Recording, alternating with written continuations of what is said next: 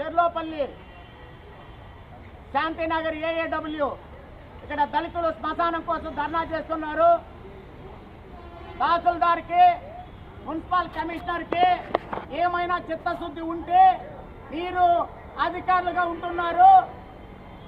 ఇక్కడ న్యాయ పోరాటం ప్రజా ఉద్యమం జరుపుతున్న ఏఏడబ్ల్యూ శాంతినగర్ వాసులకి మద్దతుగా ఉంటూ కబ్జాదారులని జైలుకు పంపించాల్సిన అవసరం ఈ అధికారుల పైన ఉంది. మామిడి తోటలో మంచం మీద పండుకొని మేము ఉద్యోగాలు చేస్తున్నామని చెప్పుకుంటూ జీతాలు తీసుకోవడం కాదు అధికారులారా. ఈ పుత్తూరు తహసీల్దారు అక్కడ ఫిర్యాదు వచ్చిన తర్వాత వెంటనే స్పందించాల్సిన అవసరం తహసీల్దార్ పైన ఉంది. ఎందుకు స్పందించలేదని ఈ ధర్నా సందర్భంగా తహసీల్దార్ని నేను ప్రశ్నిస్తున్నా. ఈ పుత్తూరు మున్సిపాలిటీలో 27 వార్డులు ఉంది.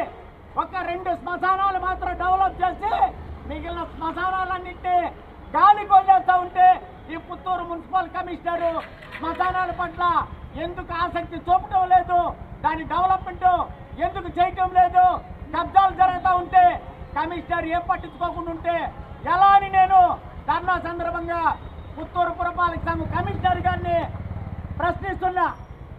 అధికారులారా ఒకటే తెలియజేస్తున్నాం, మీరేదో నిమ్మకి నీరెత్తినట్లు వ్యవహరిస్తూ ప్రజలకు ఇబ్బందికరమైన పనులు చేస్తే మాత్రం ఖబర్దార్. తహసీల్దార్ అయినా కమిషనర్ అయినా ఎంత పెద్ద ప్రజాప్రతినిధి అయినా ఒక ప్రజలకి సేవలు అందించడానికే మీరు అధికారులుగా ఉన్నారు. మీరు కానీ నిర్లక్ష్యం వహిస్తే భవిష్యత్తులో సరైన పాఠాన్ని చవి చూడాల్సి ఉంటుందని ఈ అధికారులందరికీ కూడా నేను హెచ్చరిస్తున్నా.